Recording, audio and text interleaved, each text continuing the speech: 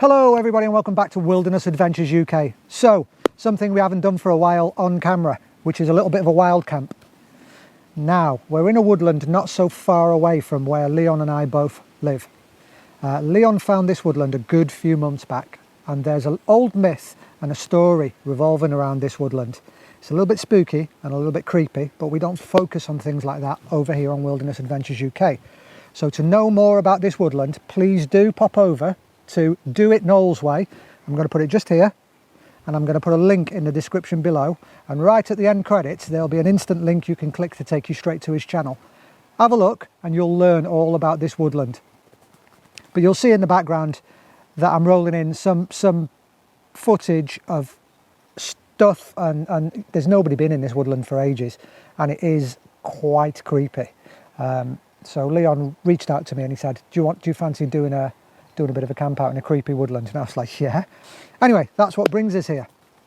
Right, later on in the video we are going to show you what we're using to camp in. There's loads of deadfall and stuff on the ground, so it's not really ideal for ground dwelling. And with what's going on over there, over Yorkshire way, we've had a problem getting insecticides and pesticides and stuff in this country.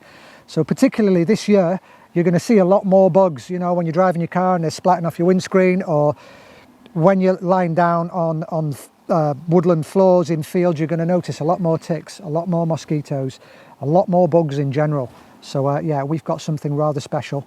I'll bring you back in a little while once we've established where we're going to dangle for the night. So we were going to dangle from that tree to one just behind me, but the problem is that's on the floor just there, and we both tried to manhandle it out of the way and we can't, because it's wedged in a tree over there.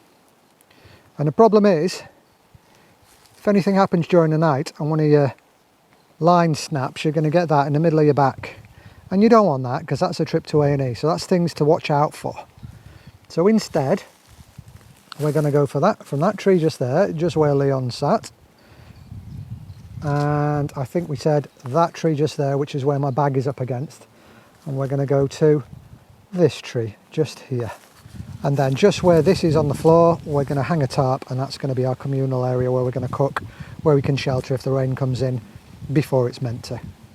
Can you remember how I built it? I can't. I'm going to pull your video up in a minute. In case you haven't actually seen that video, you can go back to his channel and look it up. Quite sure that he'll put a link underneath here, and you'll see it being put together. Indeed. By magic, it's just going to, two will just appear here in a minute.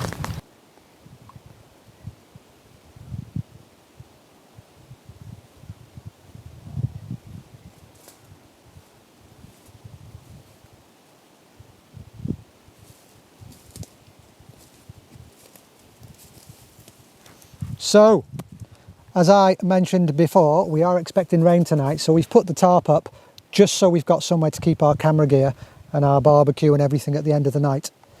Now, you don't really need that if you were just wild camping or just in a woods and you didn't have all your camera gear with you.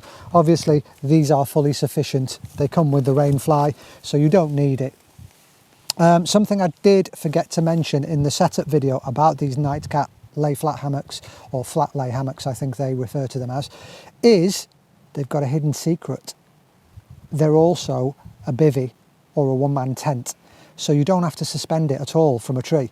You can just lay it flat on the ground and use it as a tent. So if you're going somewhere wild camping, you can, and you don't know what the terrain is going to be like, i.e. you don't know if there's going to be trees there, you can actually just set it up on the floor.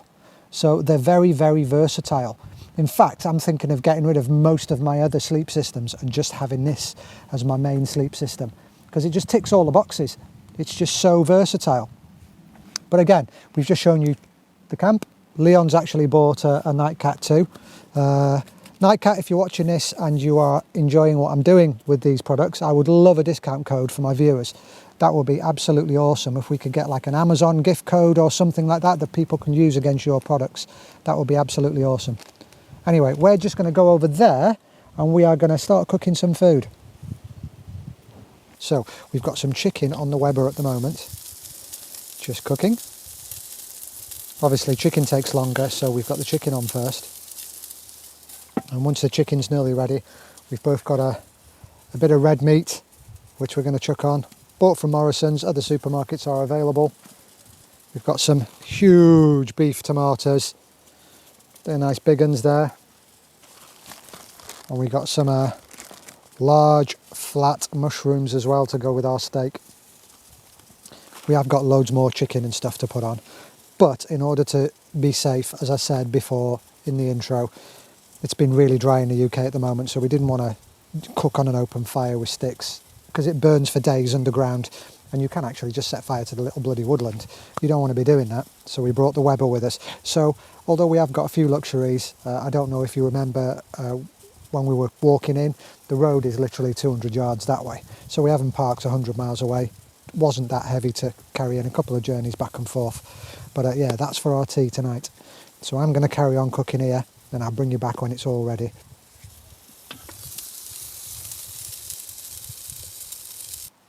So how's that food coming on, our Leon? Have a nosy. Oh my goodness. We truly eat better when we're outdoors, don't we? Just a bit. Oh, I like what you did, I like what you did. Mushroom juices on the steaks. Just for those worrying, there is a catch tray underneath this barbecue, so all the juices and everything runs out into a catch tray underneath, not onto the forest floor. And just to show you that, can you see that there? No, because you can just see the Weber logo. There you go. Catching all the juices, being good. I'll bring you back when we're tucking into this marvellousness. Check this out. Oh my God. Sirloin steak. Two big, I call them portobello mushrooms and beef tomatoes. I'm going to get this in me right now. Done on a little portable Weber. Just for those who want to know. Starting off with a big mushroom.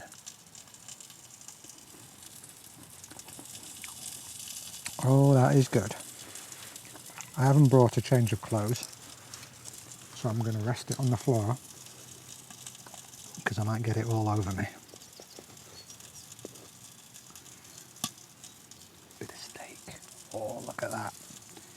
With a bit of tzatziki on it. Heavenly goodness.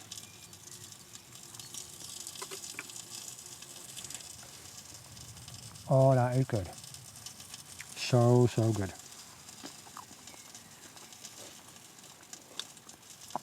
Took it off the grill, gave it a few minutes to rest, as you do with steaks.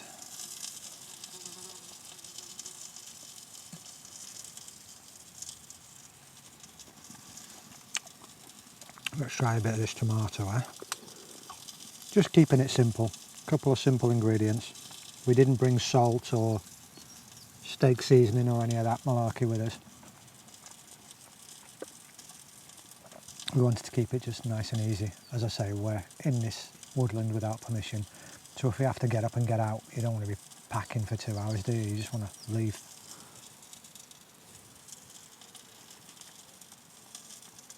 Oh, those mushrooms are good. And the tomatoes are even better. Tomatoes are cooked perfect. Oh, they're brilliant then. I'm going to want to drink the juice off my plate at this rate. Anyway guys, I'm sure you don't want to sit there watching me eat my dinner.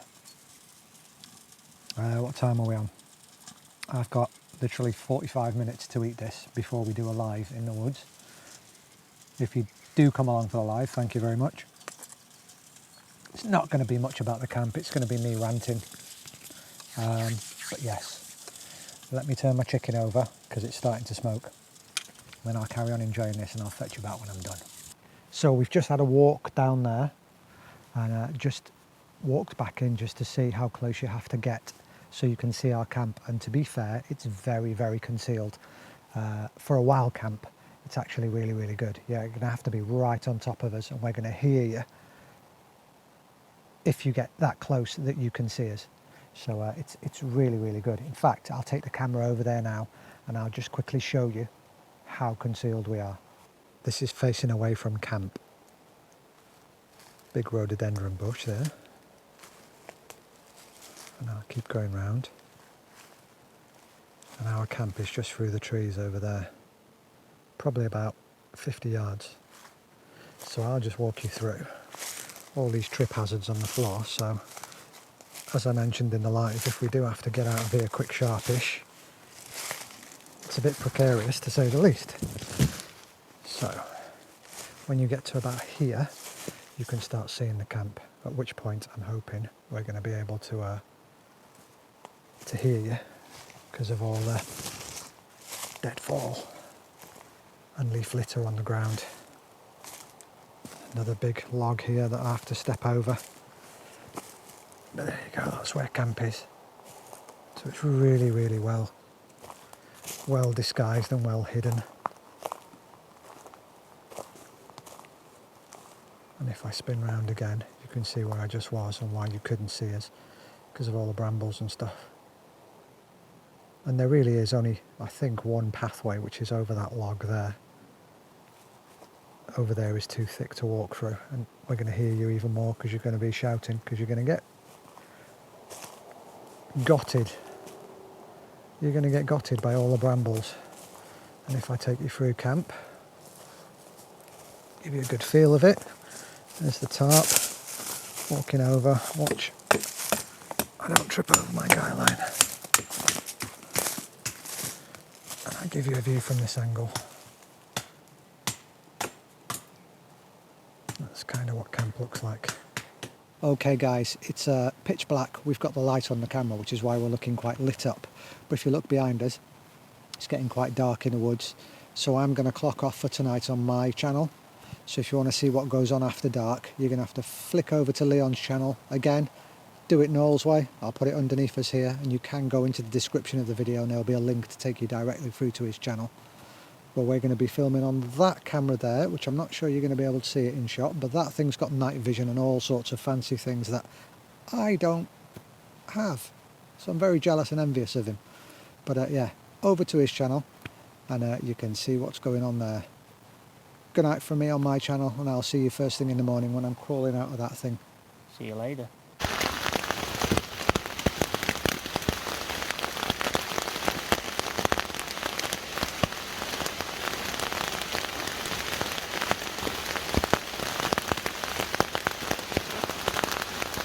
Good morning everybody.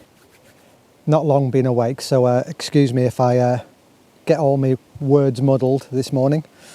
So night sleep in the lay flight hammock wasn't fantastic, but I think I made a few schoolboy errors. First off, I think the ridge line that goes round the bottom of the tree, I think needs to loop round the tree at least once, just to give it a bit more rigidity and just to keep it a bit more secure. There were a few very wobbly moments in the hammock. In fact, at one stage I did go up onto my side and I had to grab the handles and just sturdy myself a little bit. The other thing was around 2 o'clock, I think we went to bed about 11:30, and about 2 o'clock in the morning, it absolutely pelted down. It wasn't like light pitter-patter rain, it was like bouncy rain. It was quite loud, which woke me up. No fault of the hammock. That could happen in a tent or anything else. But here's a little sound clip of the rain that was coming down. I hope it comes through all right. The other thing was I brought the wrong sleep mat. Again, not the hammock's fault, my fault. I brought a 3/4 sleep mat and my feet were hanging off the end, which made it a little bit uncomfy. I did sleep on my side, absolutely perfect for sleeping on my side. But next time I will bring a full length sleep mat.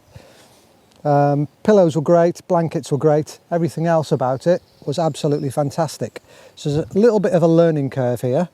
Wrap around that tree, at least one loop around the tree, just so it holds it a little bit more sturdy, I think. I will be making a modification. In the original video I showed you the loops just up top where you can hang your stuff from. I will be bringing a bit of extra paracord. I didn't bring enough paracord this time, but next time I will bring a bit of extra paracord and I'll put that ridge line across, right across the top, just so I can hang stuff on. Stuff like my socks, my light, and a few other bits and bobs that I take in there that I can hang up above me. Just as a bit more extra storage space and just keeping stuff up out the way. I think that would be a great addition. Anyway, for now, I'm going to put the jet boil on. I'm going to boil myself some water for a coffee, and I'll fetch you back just a little bit later. So, as formally mentioned earlier in the video, Leon has gone out and bought one of these off the back of the last video. So yeah, I just wanted to ask Leon what he thought, how he slept, if there's any improvements he'd like to make. So over to you, my mate. Main improvement is not the actual product itself, it is the human error of men thinking they know what they're doing and not reading instructions. There's a couple of tags on the actual loops of the inside of the tent, the hammock. Make sure you tie them up, because once you get in there and you want to zip it all and see yourself in, the zips are not quite in the right place unless those little tags are tied in. The actual product itself, bang on, super duper bit of kit. To me, it's been designed and drawn up by someone who actually does it. It's not just some guy at a desk scribbling down saying, make me millions. It's actually someone's been out there and put the brain to it. I would set it up way before you want to go to bed. I would get inside it with your mat, without your mat, whatever you're doing. Lie there for a good at least 5-10 minutes. Make sure everything's right. If it's not, you can get out and rejig, because you will have to rejig. The only thing is, if you throw it together, look at it, say yeah, it looks right, and you jump in it at 11 o'clock, 12 o'clock at night, you're going to have to do that same thing, getting out, rechecking, and it'll be dark and it might be raining. That's what I had to do, because I flipped up onto my side.